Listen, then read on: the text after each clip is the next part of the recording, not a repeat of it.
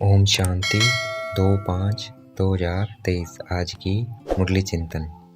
सबसे ऊंचे से ऊंचा कुल ये ब्राह्मण कुल है। तो हमें आत्म अभिमानी बनना है, बाप की श्रीमत पर चलना है और सवदर्शन चक्रधारी बनना है। बाबा की डायरेक्शन है, हमें श्रीमत पर चलकर तन मन धन से भारत को स्वर्ग बनाना है। बाबा को याद करना है, पावन बनकर औरों को पावन बनाना है। ओम नमः शिवाय। ये महिमा निराकार शिव परमपिता परमात्मा की है। भारतवासियों ने भगवान को अनेक बना दिया है। भगवान को कुत्ते में भी कह दिया है, बिल्ली में भी कह दिया है, पत्थर में कह दिया है, खुद को भी भगवान कह दिया है। तो ये क्या है, भगवान को सर्वव्यापी कहना ये धर्म ग्लानि है। धर्म ग्लानि, और उनको क्या कहेंगे, नास्तिक कहेंगे, जो परमात्मा के बारे में ऐसा बोलते हैं। भारतवासी परमात्मा को, भगवान को माता पिता भी कहते हैं और गायन भी करते हैं कि तुम माता पिता हम बालक तेरे, तेरी कृपा से सुख घनेरे। क्यों? क्योंकि परमपिता परमात्मा से स्वर्ग में बहुत सुख मिलता है, इसलिए ये गायन है। और जो हमें स्वर्ग में सुख मिला था वो अब नहीं है, इसलिए हम गायन करते हैं। इसलिए भारतवासी गायन करते हैं, माता पिता तुम ही हो माता पिता। स्वर्ग में सतयुग में पवित्र गृहस्थ धर्म था, पवित्र प्रवृत्ति मार्ग था, परंतु अब सब अपवित्र हैं, इसलिए अपवित्र प्रवृत्ति मार्ग है, अपवित्र गृहस्थ धर्म है। राजयोग और ज्ञान सिखलाकर परमात्मा हमें स्वर्ग का मालिक बनाने आए हुए हैं। परमात्मा सर्वव्यापी नहीं है। हमारे पिता का नाम है शिव, निराकार शिव, और हम बच्चे हैं शालिग्राम। पतितों को पावन बनाने वाला सिर्फ एक परमपिता परमात्मा है, इसलिए उनको सतगुरु कहते हैं। पतित से पावन सिर्फ परमात्मा ही बना सकते हैं, तो इसलिए सतगुरु सिर्फ हम एक परमपिता परमात्मा को ही कहेंगे। श्री कृष्ण दैवी गुणों वाला मनुष्य है, उसे भगवान नहीं कहेंगे। भगवान तो सिर्फ एक परमपिता परमात्मा शिव को कहेंगे। उनकी महिमा सबसे ज़्यादा है, बहुत भारी है। सबसे श्रेष्ठ श्रीमत एक परमपिता परमात्मा की है, इसलिए श्रीमद् भागवत गीता का इतना गायन है। क्यों गायन है? क्योंकि सबसे जो श्रेष्ठ मत है वो एक सिर्फ परमपिता परमात्मा की है।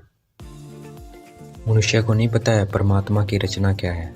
परमात्मा की रचना है, परमपिता परमात्मा ब्रह्मा द्वारा ब्राह्मण कुल की रचना करते हैं। तो शिव बाबा हैं और प्रजापिता ब्रह्मा प्रजा के पिता हैं। मतलब प्रजापिता ब्रह्मा बाबा प्रजा के पिता हैं और शिव बाबा आत्मा के पिता हैं। यादवों की मत अलग है, कौरवों की मत अलग है और पांडवों की मत अलग है। पांडवों की मत है ईश्वरीय मत। तो ईश्वरीय मत है तो पांडवों की ईश्वरीय मत है, मतलब उनकी प्रीत बुद्धि है, और यादव कौरव हैं उनकी विपरीत बुद्धि है। तो गाया भी है विनाश काले विपरीत बुद्धि, और पांडवों की है प्रीत बुद्धि, इसलिए विजय पांडवों की है, और जिनकी विपरीत बुद्धि है उनकी हार है। अब ये दुनिया झूठखंड है। 5000 साल पहले सचखंड थी।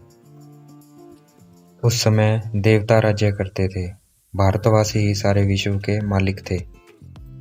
सतयुग में होती हैं पुण्य आत्माएं और अभी सब हैं पाप आत्माएं, इसलिए पुण्य आत्मा पाप आत्मा कहा जाता है।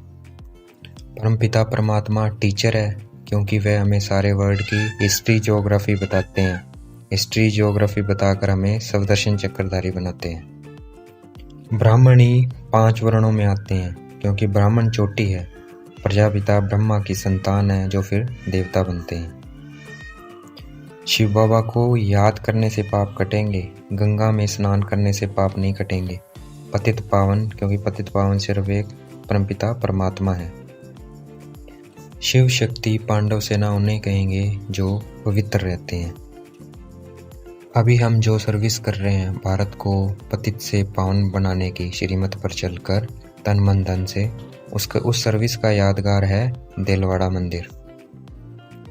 जो आत्माएं सबसे पहले सतयुग में आती हैं वही आत्माएं सिखलते हैं, मतलब बहुत काल के बिछड़े हुए हैं जो परमात्मा से आ जाते हैं, परमात्मा से बिछड़ के परम धाम से धरती पर पाठ बजाने आ जाते हैं।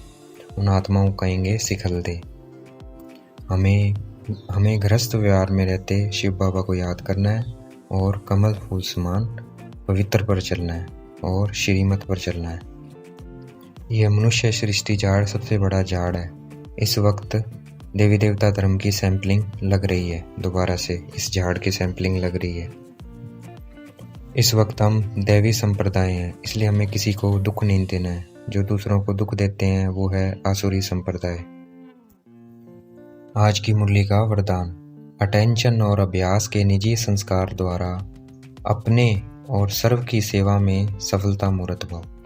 अगर हम अपने पर अटेंशन देंगे और अभ्यास के अटेंशन देंगे कि मैं कौन हूँ, मेरे निजी संस्कार क्या हैं, शांति, ज्ञान, पवित्रता, प्रेम, सुख, आनंद, शक्ति, ये मेरे निजी संस्कार हैं, तो अपनी और दूसरों की सेवा में हम सफलता प्राप्त करेंगे। आज का स्लोगन, ज्ञान युक्त रहम दिल बनो तो कमजोरियों से दिल का वैराग्य आएगा।